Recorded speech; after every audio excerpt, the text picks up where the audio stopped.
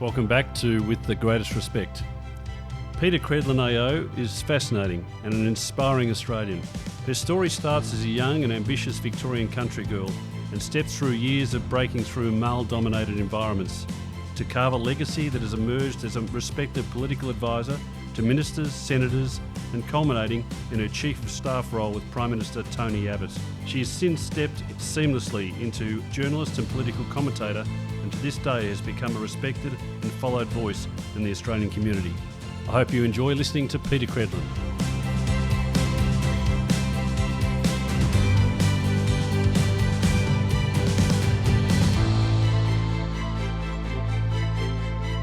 Thank you for agreeing to do this for me, Peter. I really appreciate it.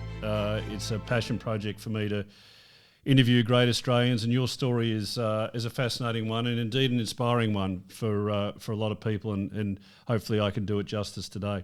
So let's start at the start. So growing up in Witchyproof in country Victoria, tell me what that was like. Your parents, Len and Brenda, a Catholic upbringing, I believe?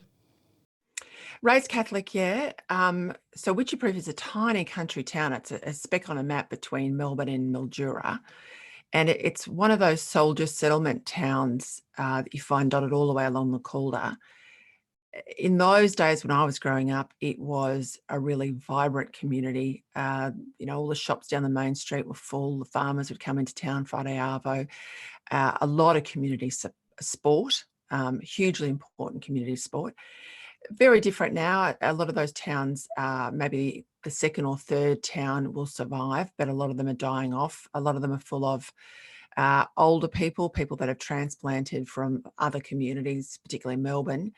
So it's sort of, I don't recognise it as the place that I grew up, but I do recognise the people, if I can say that. So when I got into politics years later, I think having a really earthy country background is enormously helpful. I would hope that people that knew me when I was 15 years in Witchy, at 15 years of age, still recognise the person I am now. I was always revered for being blunt in politics, but, I just call that being frank, being honest, being upfront and authentic. And I think country people, that's still very much the way you find them. They call a spade a spade. It was a blessed childhood, David, in the sense that this was before the age of the internet and phones, and there was none of the risks that parents face in letting their kids run off. We would get up on the weekend on our bikes and take off for the entire day. We'd leave at sort of 6:30, 7 o'clock after breakfast, not come back till it was dark. Your parents didn't have to worry where you were. We swam in the channel, we climbed silos, all very innocent fun, but just a childhood where there was just enormous physical freedom for kids. When did you start dreaming of something bigger and better? And I interviewed Bill Kelt, as you know, and Bill talked about, he's highly intellectual, Bill, and he talked about the fact that he got frustrated at school because the teachers weren't up to where he was, and he almost felt like he was teaching the teachers. Did you ever feel like that in country Victoria, or was it too early?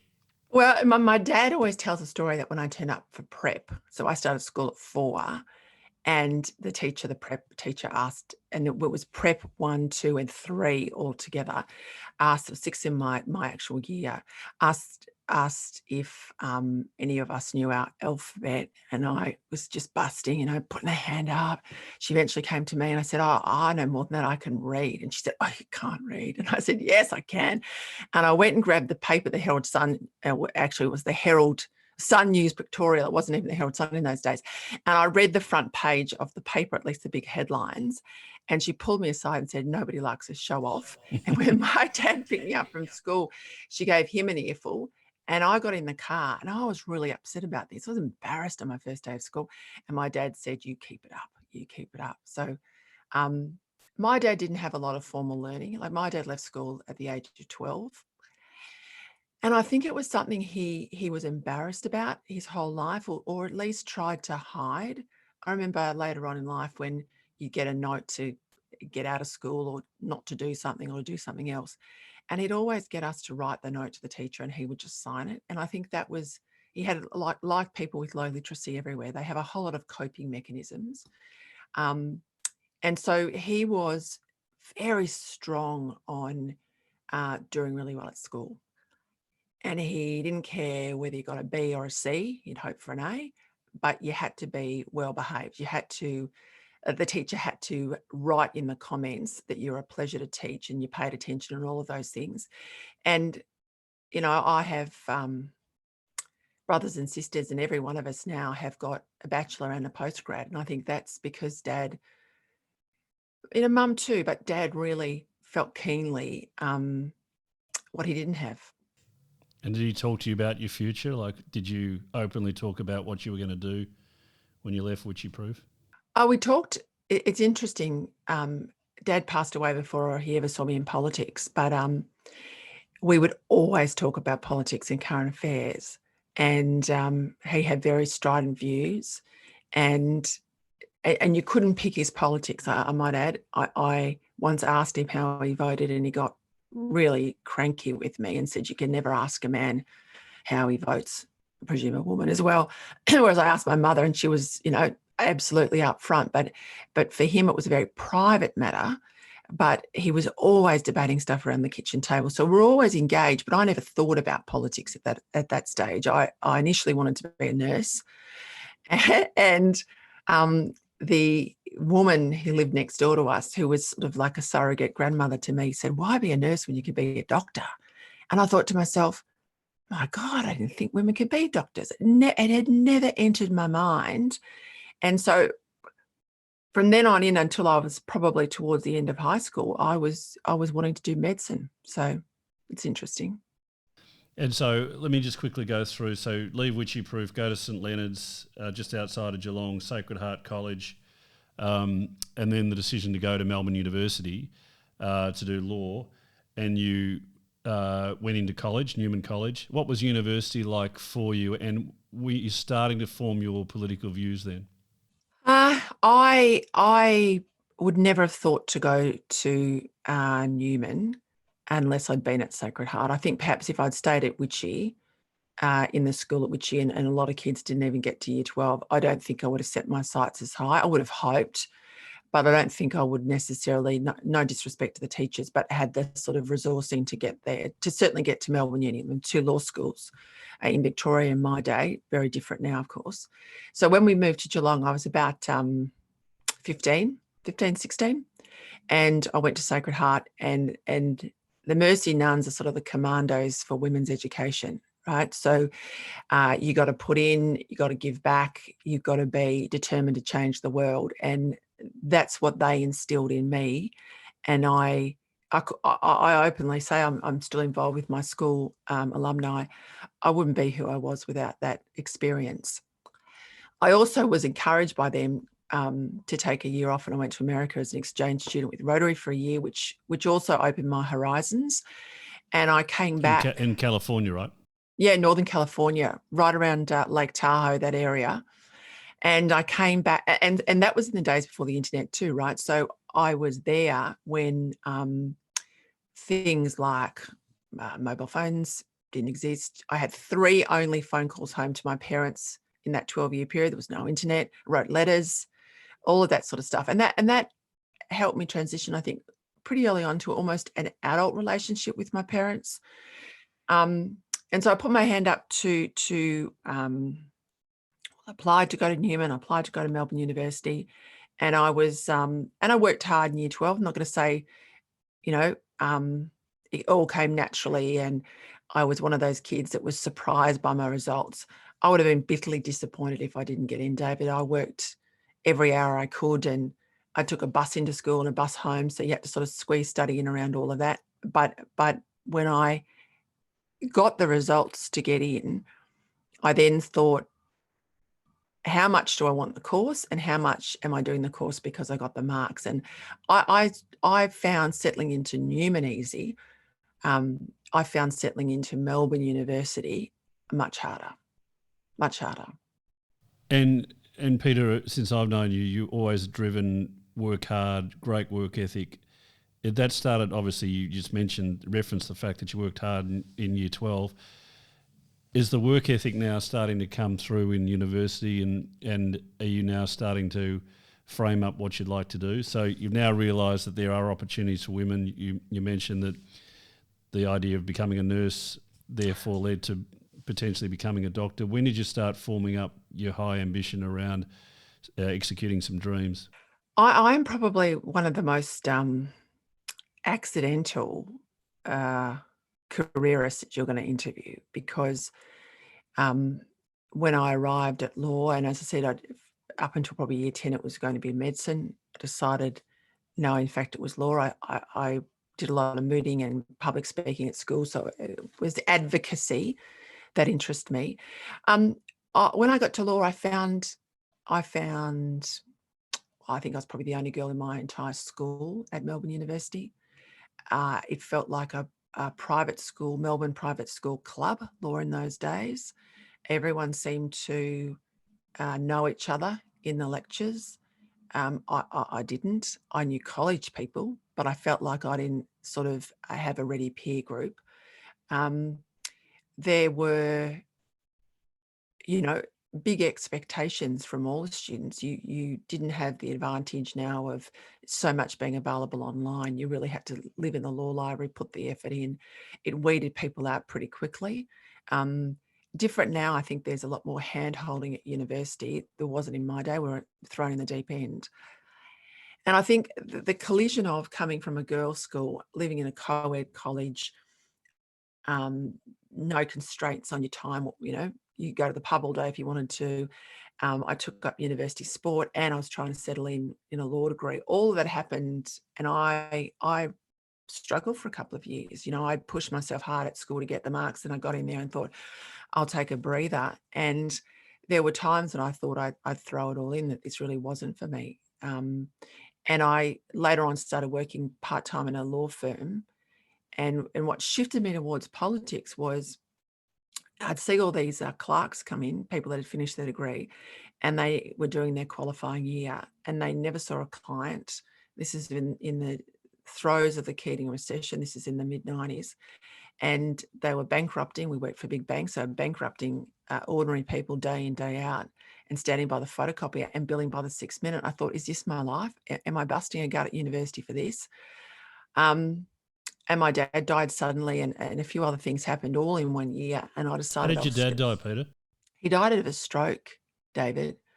He died of a stroke and wasn't found for a couple of days, survived the actual initial stroke, but had a lot of complications from them not getting to him quickly enough.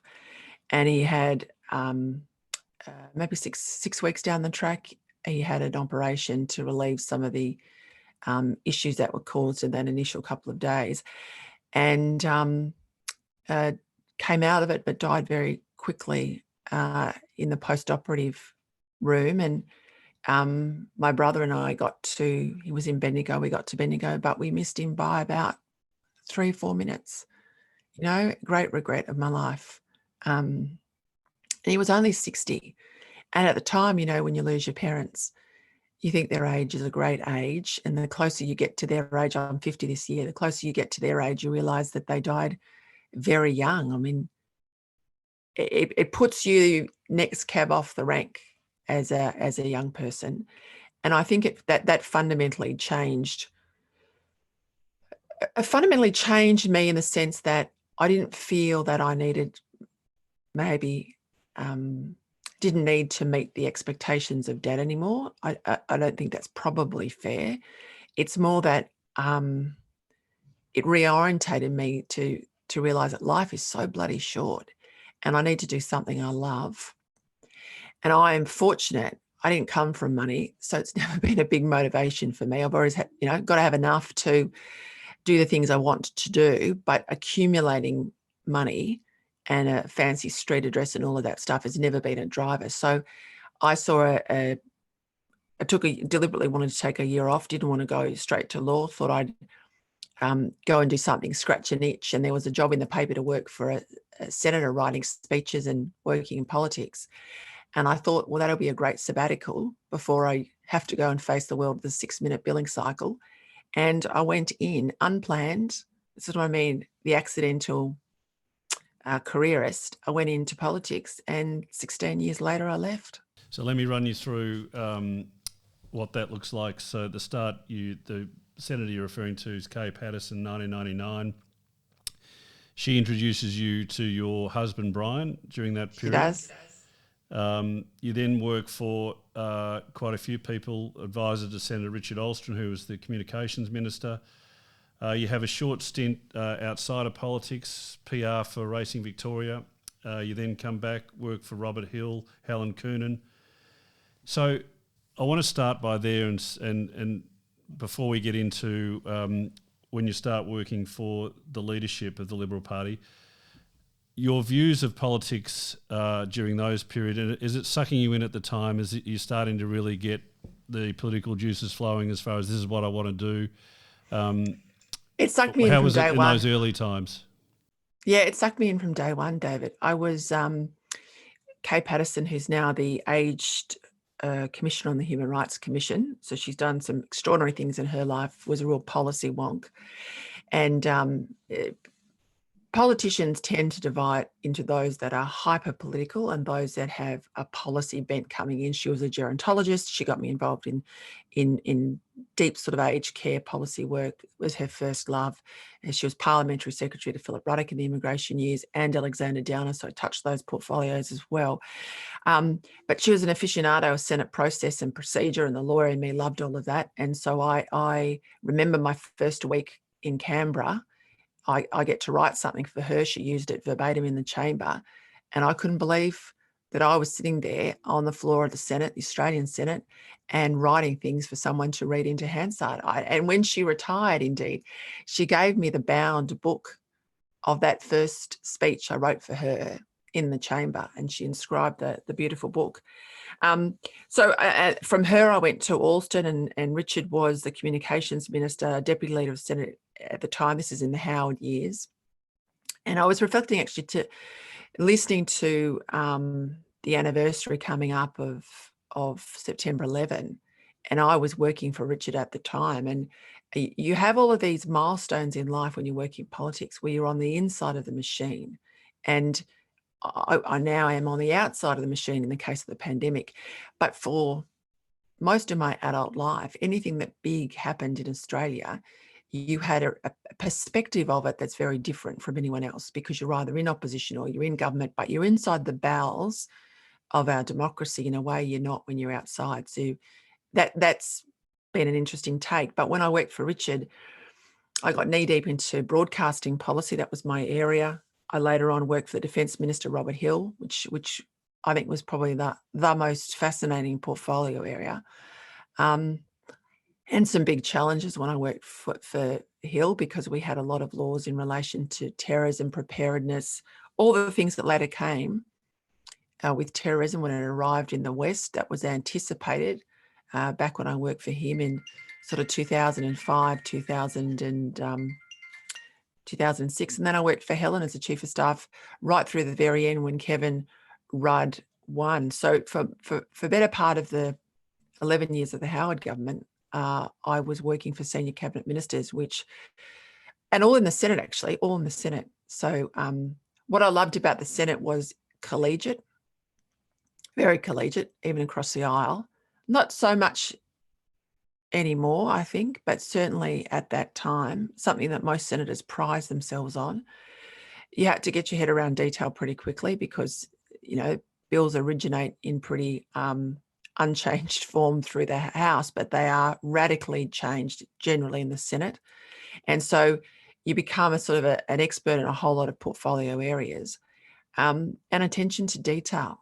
And I regard the Senate training to be very, very useful for life. And it honestly came to the fore last year with Daniel Andrews when I was interrogating all the detail in the code inquiry and going backwards and forwards with things. That was Senate, 10 years of Senate training in the Howard years. I think that helped me get my head around some of those issues.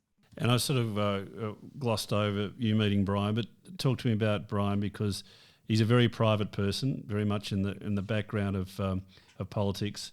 But it's been a great relationship, and a relationship, obviously, working with your partner. How have you found that, and and what role has he played in your career? So we met when I worked for Kay. We met on working on an election campaign. He was then the state director in Victoria, and when we got married, the day before the wedding, he got a call from Mr. Howard asking him to be the federal campaign director. And so that was 2002, and he retired 2015. So I think one of the longest stints of a campaign director, federal director, it's called. So they are the guy. People used to say, "What does he do?" I'd say, when you see a political ad, it's written and authorised by BLUC name for Liberal Party Canberra. He's the BLUC name, and people go, "Oh, okay." So basically, the CEO of the party, but also the person in campaigns who runs all the massive logistics that go on behind a campaign, and is involved in, candidate selection and ads and all of that stuff, right? So I don't know any different. And there's a lot of marriages in politics, David, that go south, right? So I can't say whether or not, uh,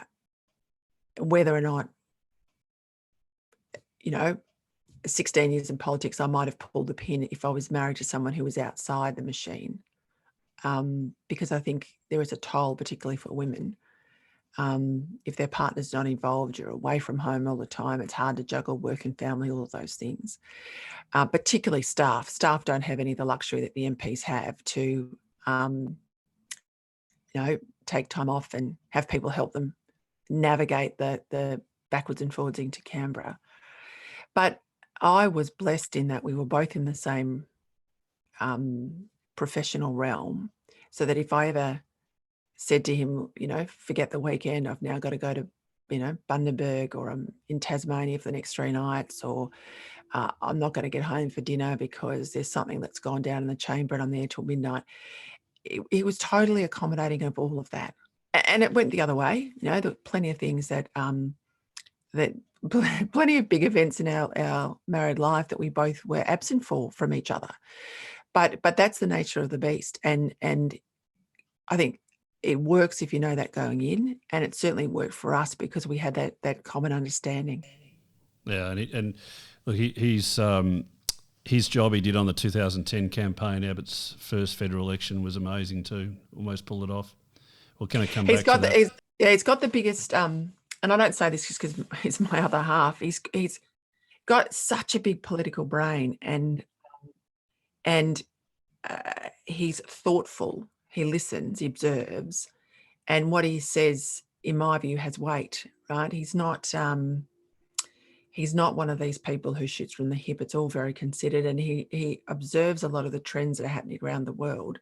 And sometimes they play out in Australia quickly. Sometimes they take years to play out in Australia. And I'm blessed that when we have a conversation, even now, about what's happening where, or the recent German elections, or we're talking about Canada last night, that there is an intellectual match as well as everything else. And I think that in life, to have a partner that you are intellectually engaged with, that it's not just force of habit you're together, I think that's pretty special. Peter, I want to take you now to your time as serving the leadership of the party. And I want to ask you, you're a West Wing fan?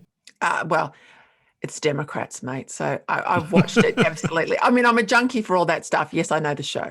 So there's a scene there where Josh Lyman, played by Bradley Whitfield, is on the steps of the Capitol, and Leo McGarry, played by John Spencer, comes to him and says, I want you to leave John Hoyne's campaign and come work for Jeb Bartlett. And he's the real deal. And I'm not sure you're with the real deal.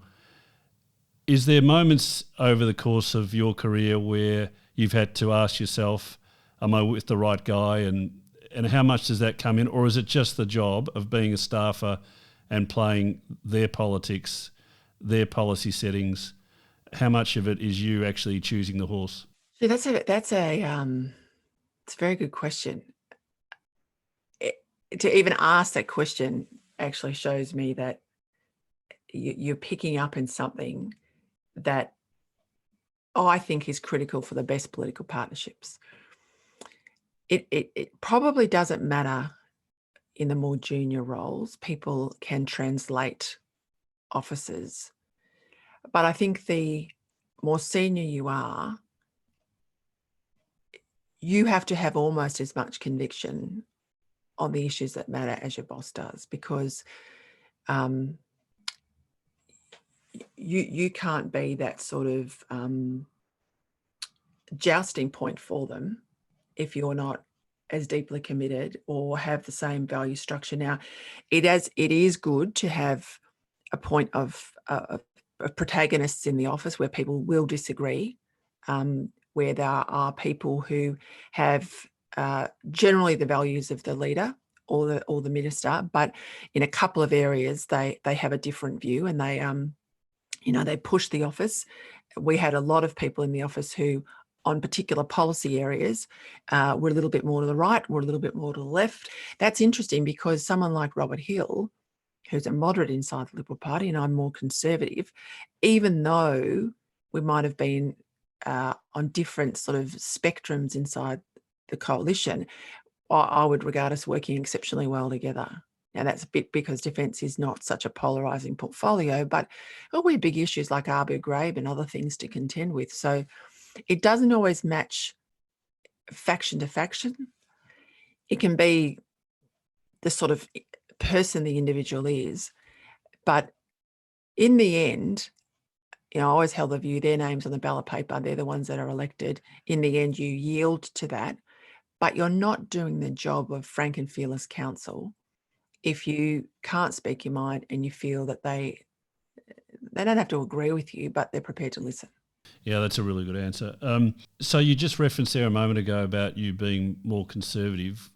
And I asked the same question to Bill Kelty about how would he describe his political views and persuasion, and he said, I'm a social democrat. How would you describe your views, and have they matured into something different since you left and gone into the media?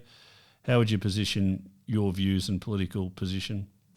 Yeah, I would broadly say I'm a conservative. I think, and I often say this to young people in the party, the brand conservative needs a bit of a refresh, a marketing update, because I think it sounds as a pejorative. And there is a risk it doesn't sound applicable to young people either. But conservative in its bones is someone who believes that we have enough in our society today worth preserving for the future. Now, we certainly have plenty that's worth hundreds and thousands of people coming from around the world wanting to live in our society, in many cases, some having died to try and get to Australia. There is much that we should want to preserve and be loath to change. Some people mistake conservatives as being anti-change, but they're not. They're just slow to change. Conservatives willingly will change if they believe the case has been made for the change, but they don't believe that you junk the past to sort of settle the future. And I am very much of the view that if you change, in an economic sense or energy, whatever it might be, any of the big structural tenets of Australia, you want to be sure that you change them for all the right reasons, that the case stacks up before you go there. Now, it's not dissimilar to someone who's in business. They want to see the P&L, they want to see the case, the business case, they want to see what it looks like in the fourth, fifth year and the out years. What's the gain of doing it? What's the opportunity cost of not doing it? I just don't think enough of those things are necessarily thought through. And as a conservative, your value at the table is to make sure that things don't just happen because we're told that it's the right thing to do from overseas, or it's the latest fad to push on here. And because when you make seismic changes at a national level in the policy that sits before the Commonwealth, you radically change industry, you radically change lives, and you want to make sure that it's changed for the better. That's a great answer. I'll come back to that, but I did want to ask you, because you had a front row seat for 3 leadership challenges: Nelson to Turnbull, Turnbull to Abbott, Abbott to Turnbull. Can you walk us through what was it like, but also walk us through how different they were. Was it as it did from the outside look like a couple of them really got very personal. So maybe start with the Nelson to Turnbull one and then take us through the other ones as to the one, what you saw from the inside and give our listeners an insight into how those things evolve. I think all leadership contests are personal.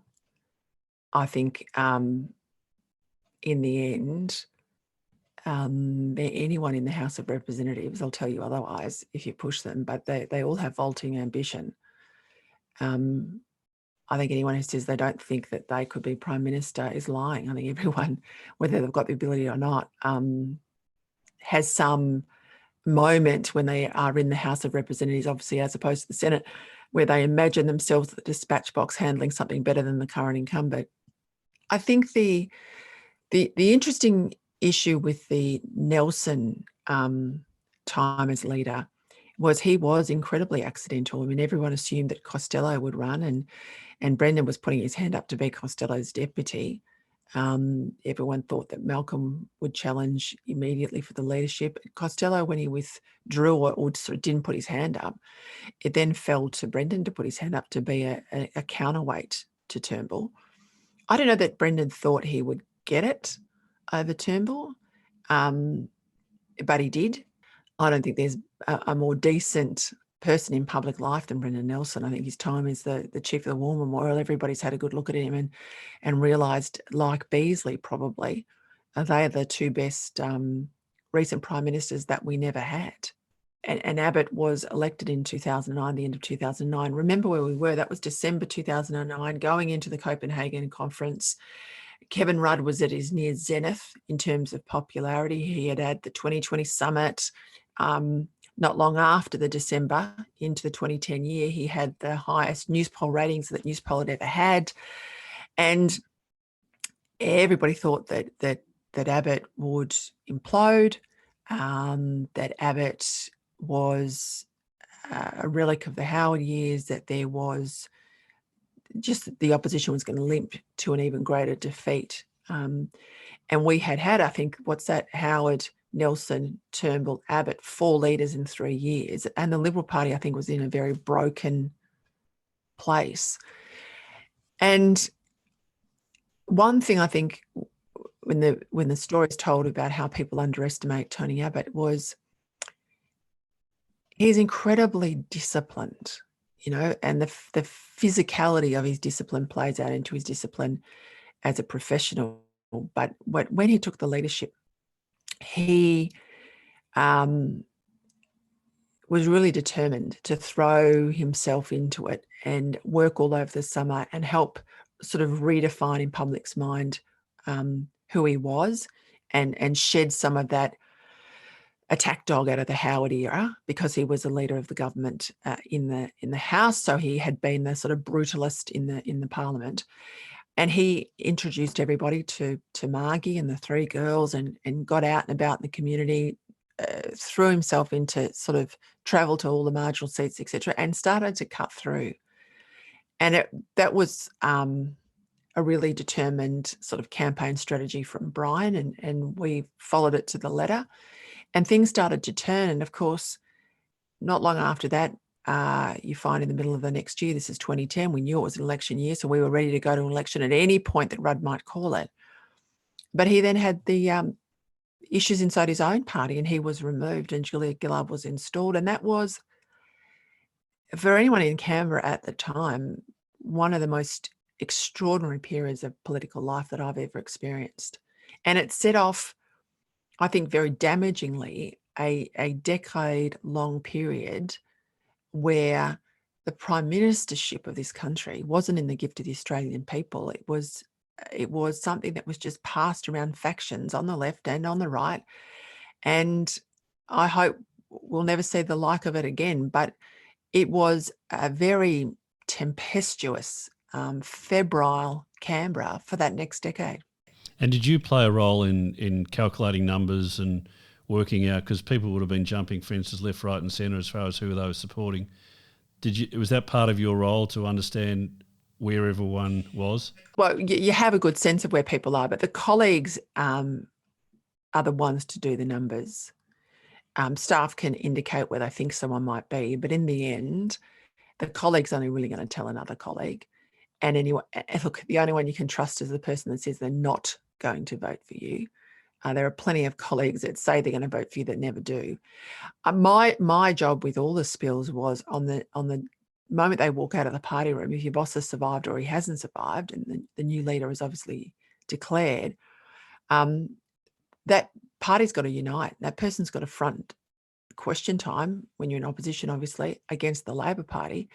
So, 10 o'clock, the leader's changed. At 2 o'clock, that leader has to then front question time. Well, what does question time look like? What are the questions to the other side? What's the shadow ministry order? I was, through all of that period of opposition, I was the secretary to shadow cabinet. So, my job was to keep the legislation moving. What was the coalition's view on X or Y bill? How were we communicating it? Where were the staff in all the offices? 90 odd staff. Every time there was a leadership change or a ministerial change, all those staff got spilled. They lost their job. Some of them decided to leave at that point. Others had to be hired, moved around. I mean, there's an enormous amount of back end that happens when you change the leader. And I think that itself starts to tear away at a party and I think impedes its ability to win elections. Absolutely. Peter, who are your political heroes? Who are obviously your dad, you've mentioned this morning's played a huge part in your life, but who are your other heroes? I admire Reagan very much. The communications clarity of Reagan, I think, is pretty extraordinary. And even now in the modern communications age, I don't think has been beat. And he was someone that they underestimated for a long time. I think history has stood by him well. Thatcher for the same reason. I mean, there's this whole debate about women in public life and women in politics, women in leadership. And she comes through the ranks in the most conservative Western country, on the conservative side of politics, at a time when every room she walked into, other than the tea lady, she would have been the only woman. Interestingly, obviously, the thrones are occupied by a woman, but in public life, there were very few women. And I think her clarity of policy, her this is my love of UK politics, their capacity to speak without notes on the hustings, to have these soaring speeches in the chamber because they speak with brevity, they speak with conviction, they stand without a note in the Commons, and I think they leave us for dead. We've lost our way, I think, in the art of the parliamentarian. I think they are two favourites of mine. I admire John Howard for his policy clarity. It was interesting, when we were in opposition, there was a policy document from the 80s put out by Howard. And if you read it cover to cover, as I did, I said to someone at the time, this could have been put out in the 2007 election. Like, the clarity of Howard between the 80s and his time in office was there. There was, and this is the point about a conviction politician. This is someone who knows what they stand for.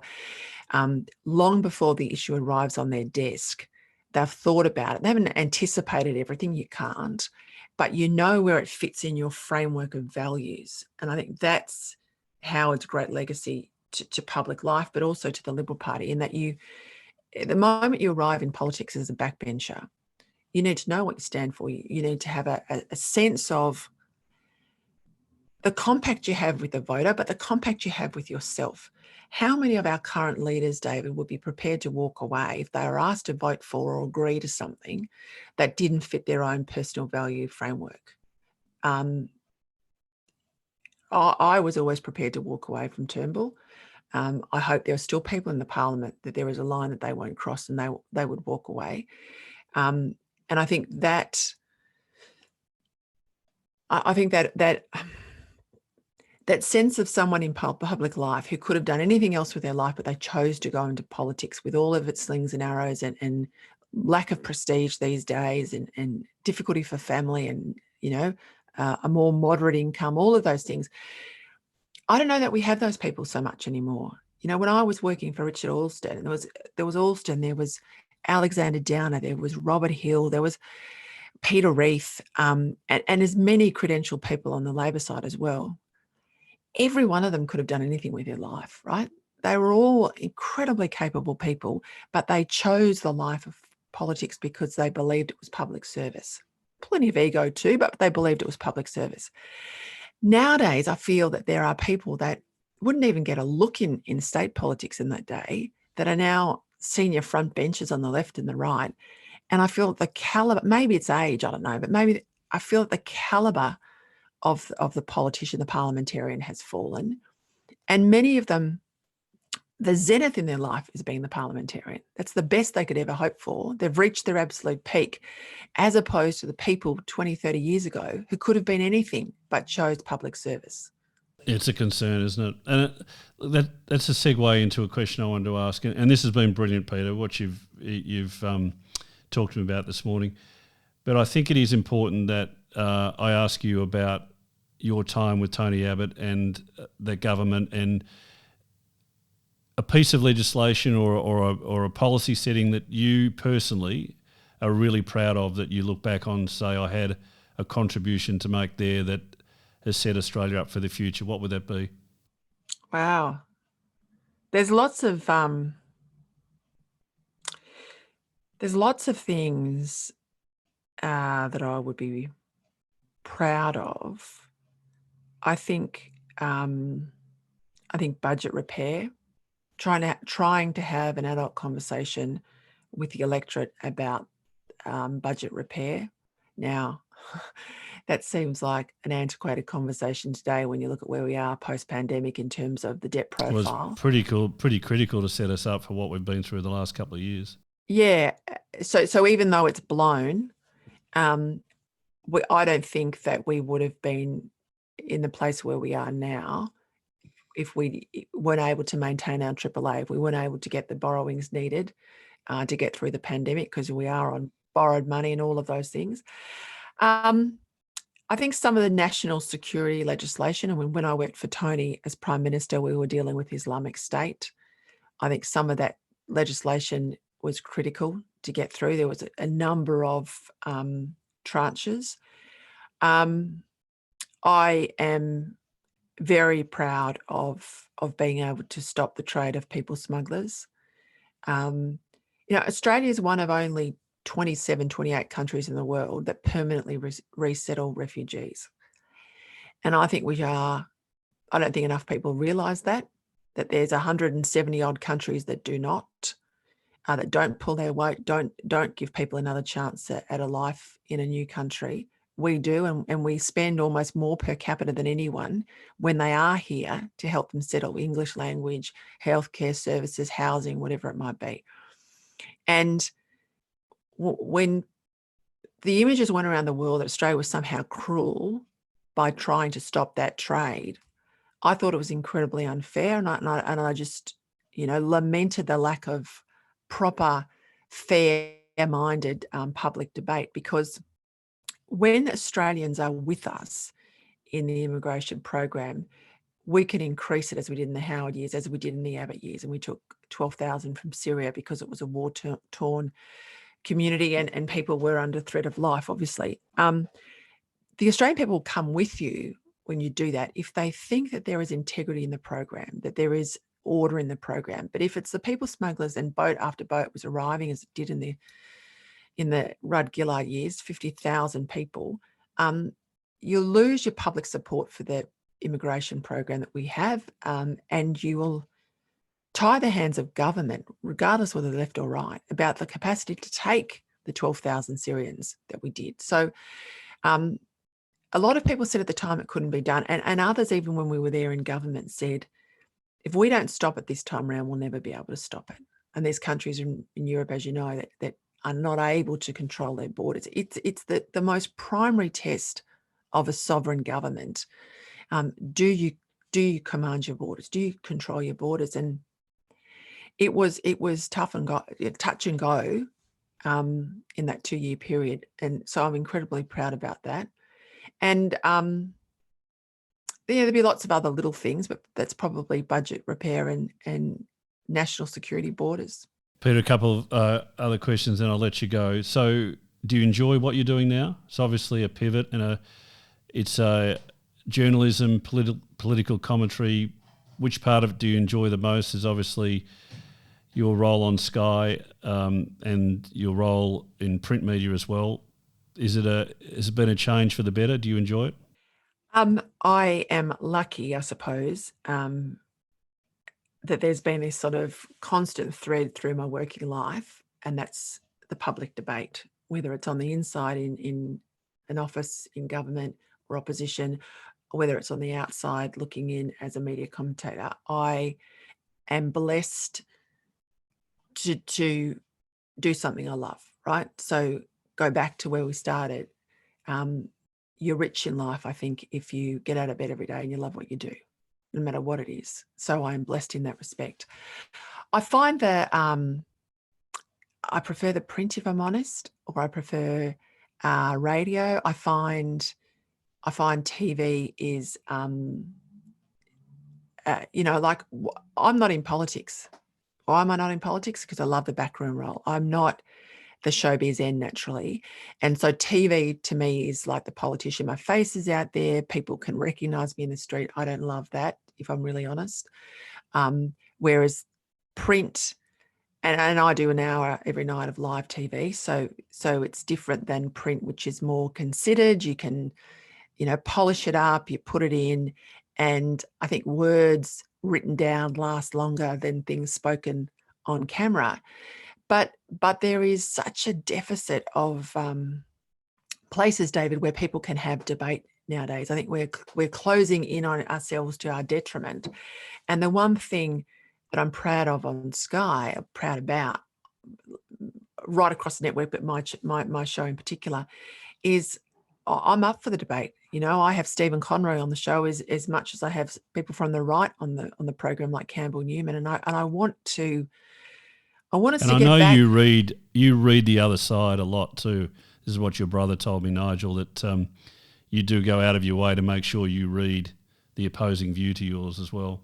Yeah, so when I was at university, I did feminist legal theory and a whole lot of subjects that someone would think a conservative like me would never do. But unless you understand your opponent and you respect your opponent, this is a very good lesson that Labor, a very senior Labor person, a former Hawke minister, told me when they were struggling to beat Howard in the middle part of the Howard years. He said to me, they'll never beat Howard until they respect Howard. And too many of them don't respect Howard. And they don't see him as legitimate.